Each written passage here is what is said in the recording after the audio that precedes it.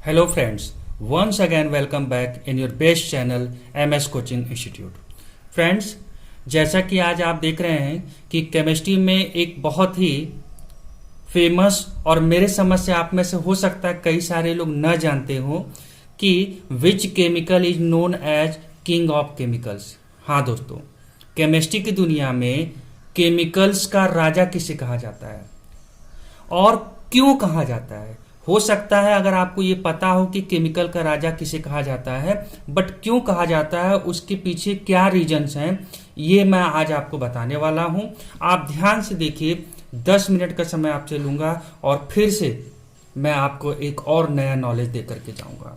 तो सबसे पहला चीज, इसका जवाब है कि किंग ऑफ द केमिकल किसे कहते हैं, तो that is called sulphuric acid, H2SO4 जिसका फॉर्मूला होता है, मॉलिक्यूलर फॉर्मूला है H2SO4, सल्फ्यूरिक एसिड कहते हैं।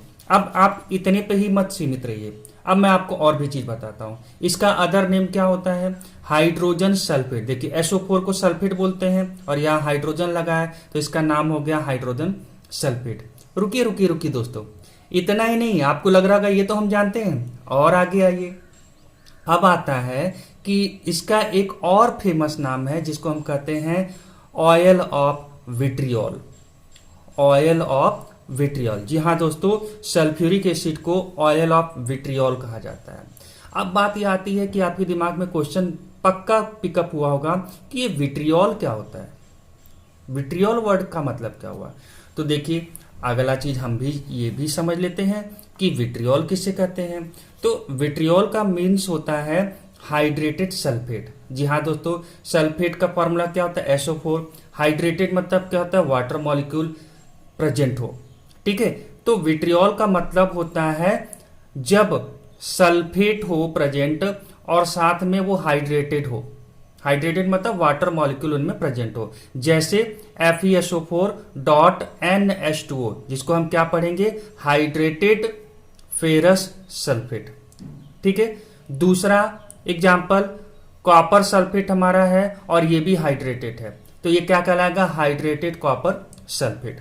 तो इससे ये तो क्लियर हो गया, विट्रियोल वर्ड तब यूज किया जाएगा जब हमारा कोई सल्फेट का मॉलिक्यूल हो और उसमें क्या हो, वो हाइड्रेटेड फॉर्म में हो। जैसे दो एग्जाम्पल मैंने आपको दे दिया, फेरस सल्फेट और कॉपर सल्फेट, ठीक है। ये हाइड्रेटेड फॉर्म में N मोल ऑफ H2O यहां पर है, इसीलिए इसको हाइड्रेटेड बोला जा रहा है, ठीक है। अब इसका रिलेशनशिप सल्फ्यूरिक एसिड के साथ क्या है, इसके लिए आगे देखते हैं। सबसे पहले इस चीज को समझिए, ये जो हमारा सल्फ्यूरिक एसिड है, ये जो हमारा सल्फ्यूरिक एसिड है, ये कहलाता है ऑयल ऑफ विट्रियोल। विट्रियोल का मतलब मैंने बताया कि जब कोई भी चीज सल्फेट के फॉर्म में हो और साथ में हाइड्रेटेड हो। तो आप देख रहे हैं यहाँ SO4 है और 7 मोल हमारा क्या है, H2O प्रेजेंट है यहाँ पर इन द क्रिस्टलाइजेशन फॉर्म।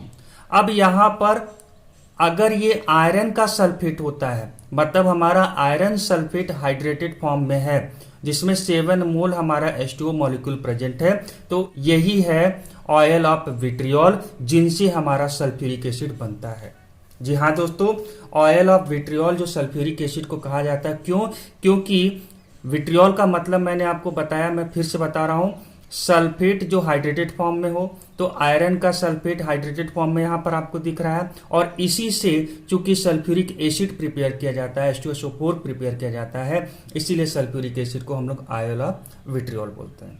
अभी रुकिए रुकिए, एक के बाद एक खजाना आपको खोल करके मैं दिखा रहा हूं।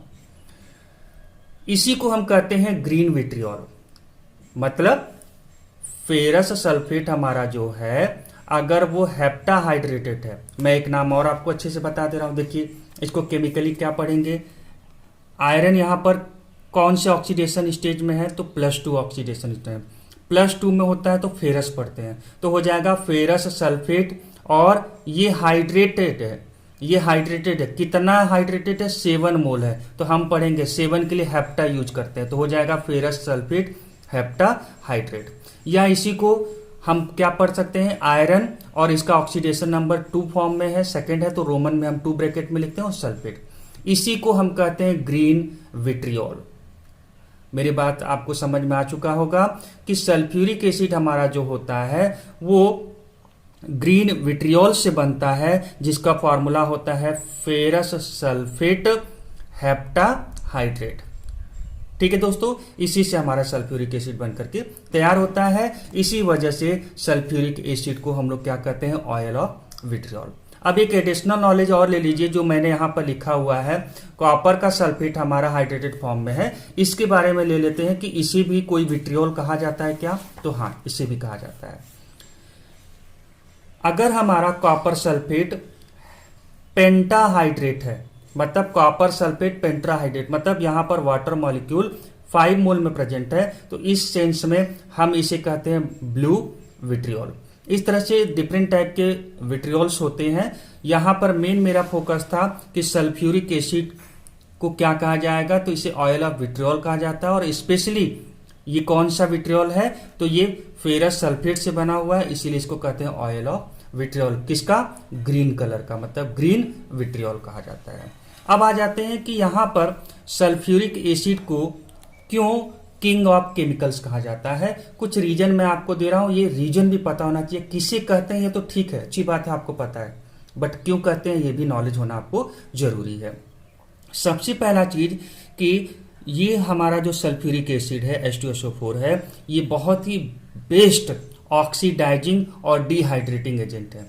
मतलब सामने वाले मॉलिक्यूल को ऑक्सीडाइज करना या सामने वाले मॉलिक्यूल से वाटर मॉलिक्यूल को रिमूव कर देना, ये इसका सबसे बेस्ट काम है।